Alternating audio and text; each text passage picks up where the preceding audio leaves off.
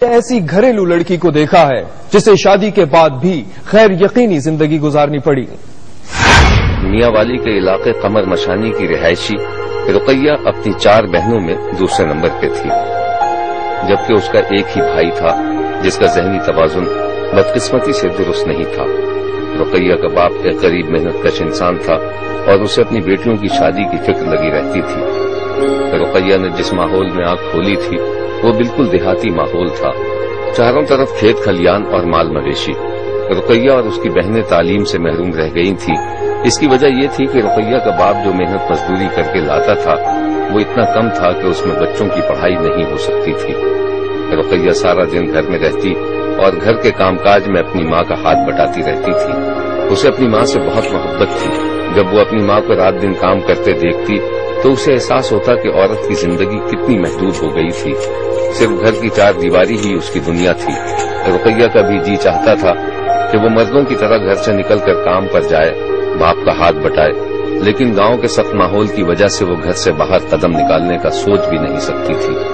اسے مردوں کی زندگی پر رشک آتا تھا جو آزادی سے اپنی زندگی گزارتے ہیں اور جب جی چاہتا ہے اپنی مرضی سے کہیں بھی آ جا سکتے ہیں۔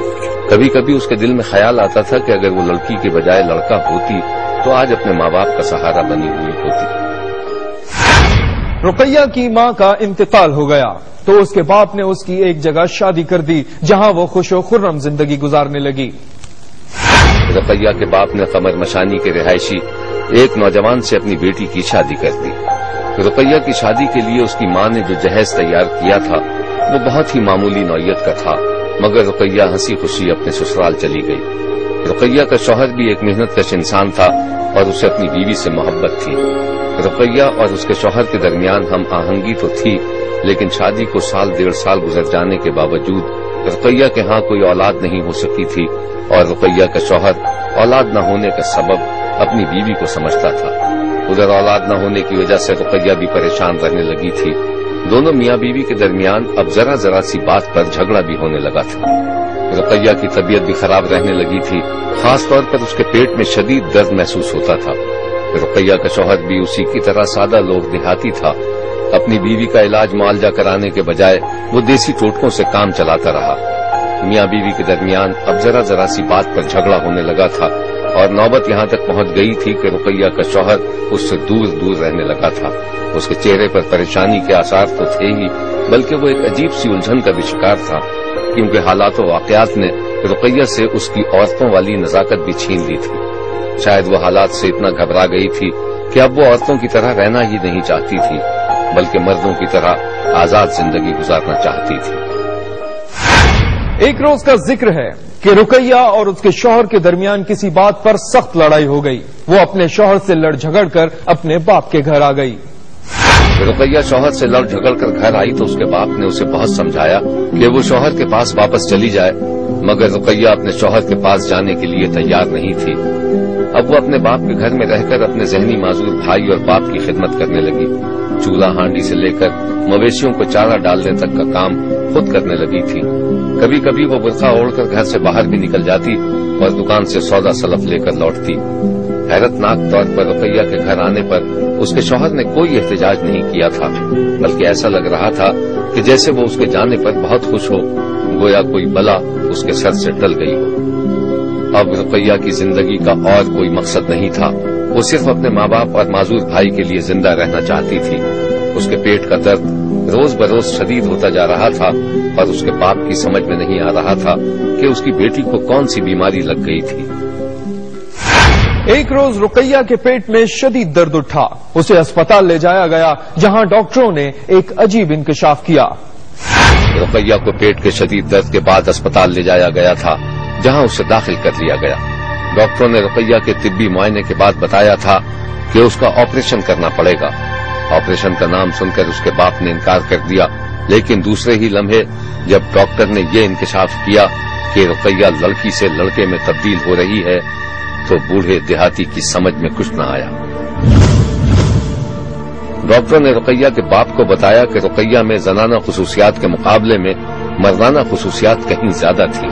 ڈاکٹروں نے یہ بھی بتایا کہ رقیہ آپریشن کے بعد مکمل مرد بن جائے گی۔ रुकैया का बाप इस अजीब व गरीब इंकशाफ पर हैरत की तस्वीर बनकर रह गया। एक तरफ उसको ये खुशी थी कि उसे एक और लड़का मिल जाएगा, और दूसरी जानिब भी उलझन भी थी कि रुकैया का शौहर इस सूरत हाल को कैसे कबूल करेगा। अस्पताल में दाखिल होने के बाद रुकैया का ऑपरेशन किया गया, और देखते ही देखते रुकैया की जिस्मानी साख्त में तब्दीली आ गई। उसके चेहरे पर बाल भी नमूदार हो गए, आवाज भी मर्दों की तरह हो गई, और वो मुकम्मल मर्द में तब्दील हो गई।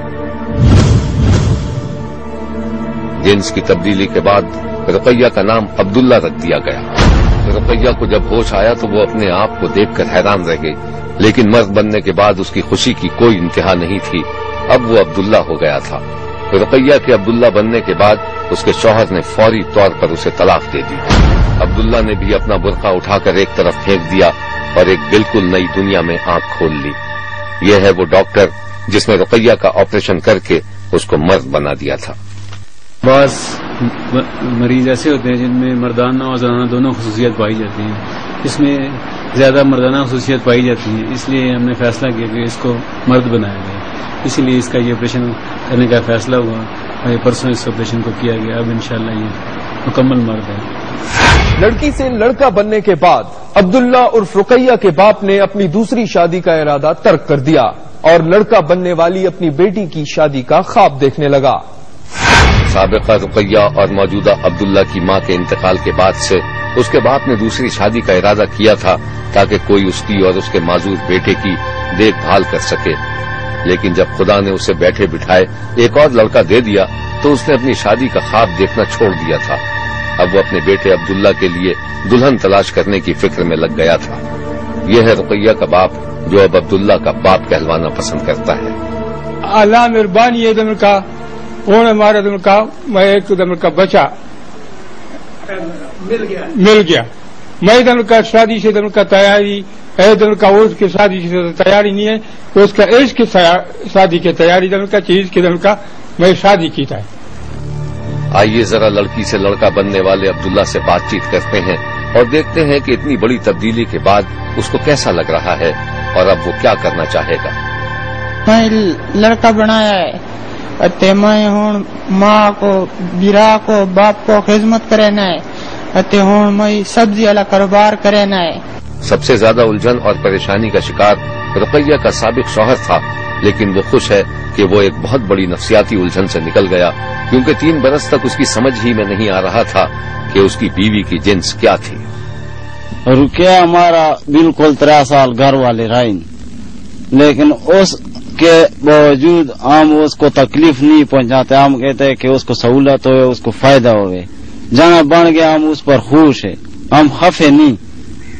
जरा इस लड़के को गौर से देखिए, इसकी चाल ढाल, बातचीत और आवाज कहीं से भी नहीं लगता कि ये कभी लड़की था। लड़का बनने के बाद अब्दुल्ला बहुत खुश है और उसे किसी लड़की से शादी की आरज़ू है। पहला मैं रुकैया है, हुण मैं अब्दुल्ला है अते पहला मैं शादी कीता है, हुण मैं अपना जानते हुण शादी करना है औरत के साथ। शब्बीर का कहना है कि कुदरत के कामों में दखल नहीं दिया जा सकता। हम कुदरत के बाज़ राजों को शक की निगाह से देखते हैं, लेकिन ये बात भी अपनी जगह दुरुस्त है कि अक्ल इंसानी का दायरा कार लामहदूद होने के बावजूद अब भी अक्ल कदम कदम पे धोखे खाती है और हैरानी की तस्वीर बनी रहती है। शब्बीर ने अब्दुल्ला को उसकी नई जिंदगी की मुबारकबाद दी है। देखते रहिए, क्योंकि कोई देखे न देखे, शब्बीर तो देखेगा।